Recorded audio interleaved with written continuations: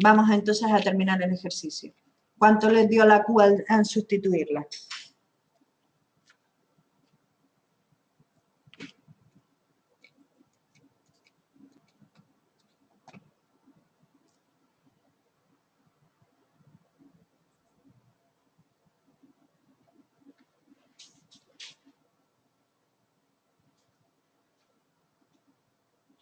¿No? Pensé que ya lo habían hecho. Los he entretenido demasiado.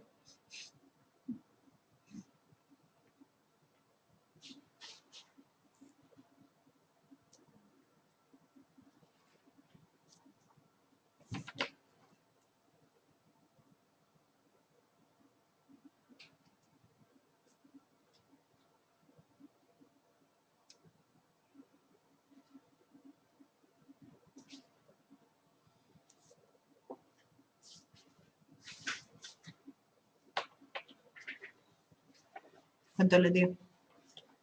18 con... No. No, 18 no. Ah, no, despacito. Se los pongo el despeje aquí. Sería la masa de aire seco por H1 menos H2, he sacado factor común, ¿vale? Para hacerlo más rápido. Menos la masa de agua por la entalpía del agua. La masa de aire la calculamos antes y era 23,02. La entalpía del punto 1, 61,357. Menos la entalpía del punto 2, 31,811. Menos la masa de agua, la hemos calculado en el apartado anterior, 0,1326. Y la entalpía del agua, que la sacamos de las tablas del agua, dijimos que era 50,40. Pues sustituyendo todo eso aquí, nos da 679,48 kilojulios. Aproximadamente, ¿vale? Acuérdense, depende del número de decimales que hayan cogido, les dará un resultado u otro, ¿vale? Pero aproximadamente tiene que estar en torno a ese valor.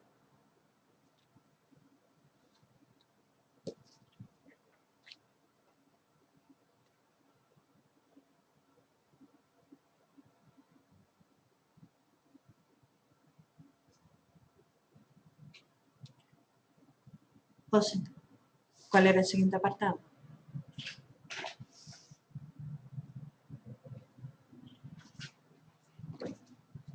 Cantidad de agua condensada. ¿Cuánto es la cantidad de agua condensada? Ya la tenemos calculada.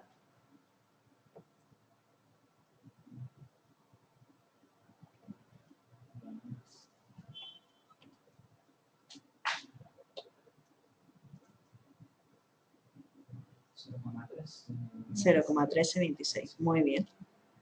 Muy bien. Ese sería el apartado B. Entonces, hemos visto que el apartado B nos hacía falta para poder calcular el apartado A.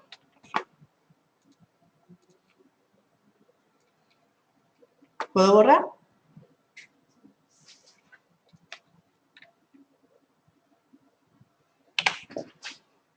Bien, apartado C. Carga sensible del acondicionador. Vale. ¿Se acuerdan que antes pusimos una fórmula para la carga sensible? Que era Q sensible era igual a 0,34 por el volumen por la diferencia de temperaturas, ¿no? ¿Qué es lo que pasa? En esa fórmula la vamos a utilizar con dos características. Primero, que vamos a utilizar es volumen, no masa.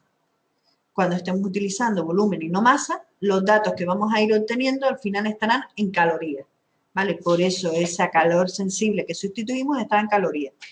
En este caso vamos a utilizar masa.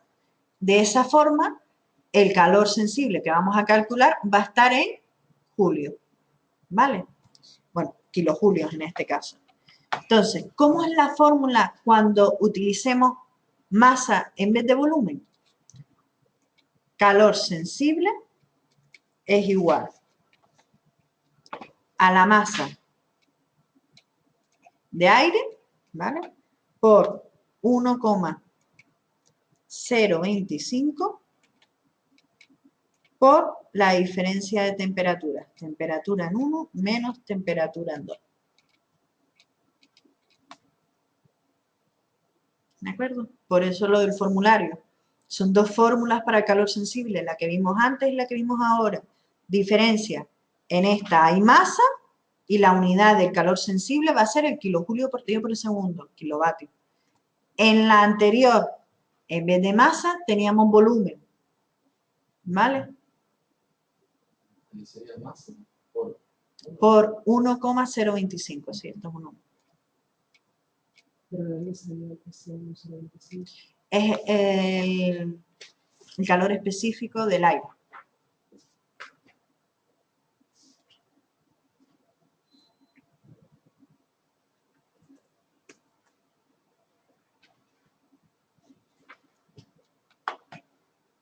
Pues ya simplemente sustituimos, la masa vale 23,02 por 1,025, la temperatura en 1,27, la temperatura en 2,12, pues sustituimos solamente los valores y multiplicamos y nos da 353,93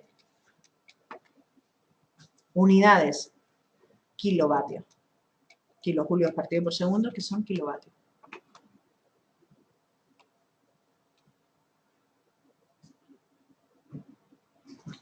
La siguiente, calor latente. Pues el calor latente es la masa también, el flujo másico, pero en este caso por el calor latente del aire, que es 2500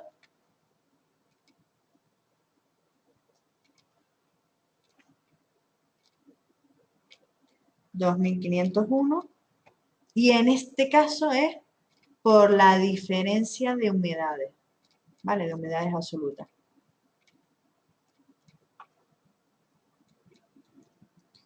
El resultado les va a dar 331,05 kilovatios.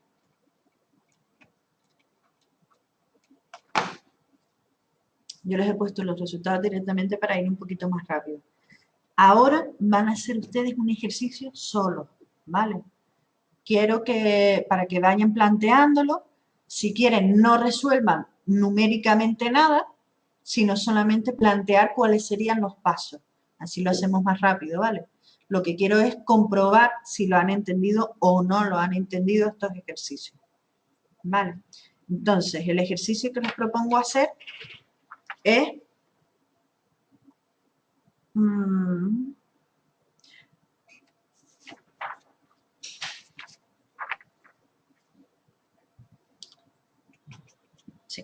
el ejercicio 3 de la actividad 2.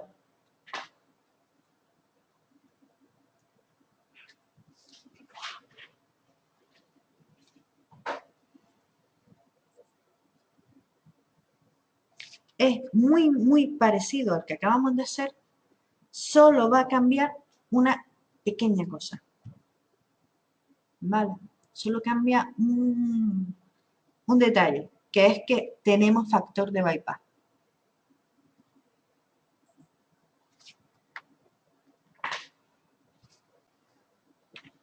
¿Qué es lo que va a influir en ese ejercicio? En el ejercicio 3, el hecho de que haya factor de bypass.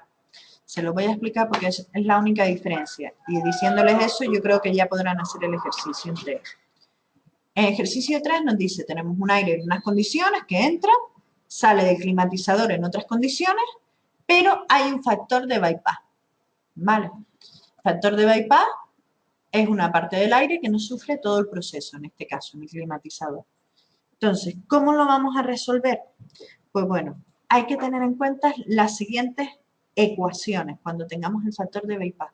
¿Se acuerdan que antes dijimos que el factor de bypass era igual a la temperatura? No quiero ponerla de memoria porque yo me conozco, que soy un despiste. Temperatura a la salida del climatizador, que era 5, menos la temperatura en el interior del climatizador, que era 4, dividido entre la temperatura a la entrada del climatizador, menos la temperatura en el interior del climatizador, que era 4. ¿Se acuerdan de esta fórmula que fue la que dijimos antes? ¿No? Bien, pues ahora volvemos a tener factor de bypass. Y ese factor de bypass nos va a afectar también, lo podremos calcular a partir de él, con las entalpías y con las humedades.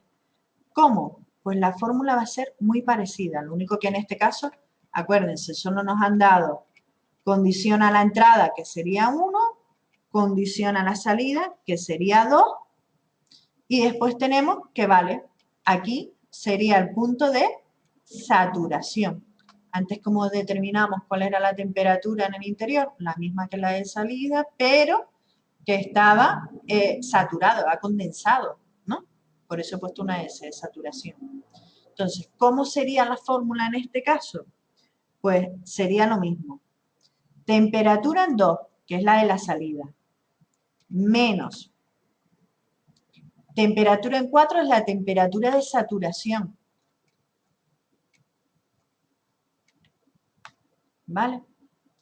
Dividido entre la humedad absoluta, estamos con temperatura. La temperatura a la entrada, que sería 1, menos, que no se me rayó, menos la temperatura, en este caso otra vez, de saturación.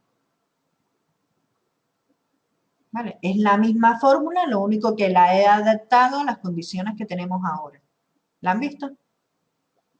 ¿Cómo sería la fórmula si en vez de temperatura les hablara de entalpía? Exactamente lo mismo. Entalpía en 2 menos la entalpía en 2 saturado, dividido entre la entalpía del punto 1 menos la entalpía del punto 5. Del punto saturado. Déjenme borrar. La entalpía de 2 saturado. Estoy poniendo 2 porque es la misma temperatura, ¿vale?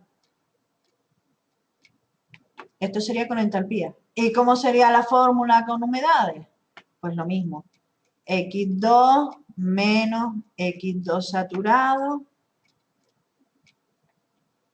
dividido entre X1 menos X2 saturado.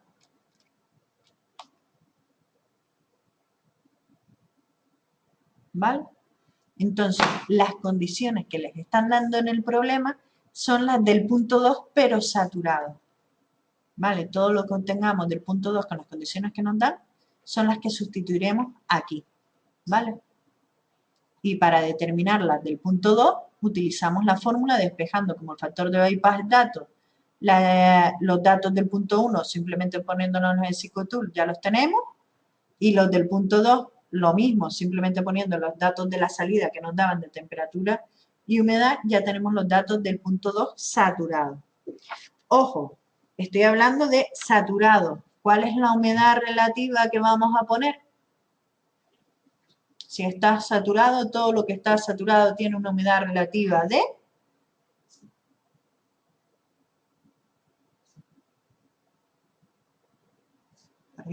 Ya van 2 que han acertado.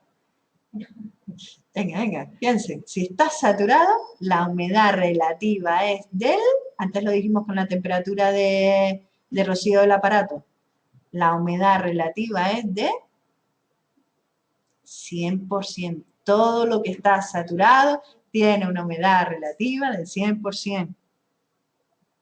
Entonces, con los datos que les dan de la entrada y a la salida, poniendo la temperatura que nos dan, que es 10 grados, y una humedad del 100%, ya tenemos el ejercicio hecho, prácticamente, para determinar cuáles son las condiciones de salida del aire.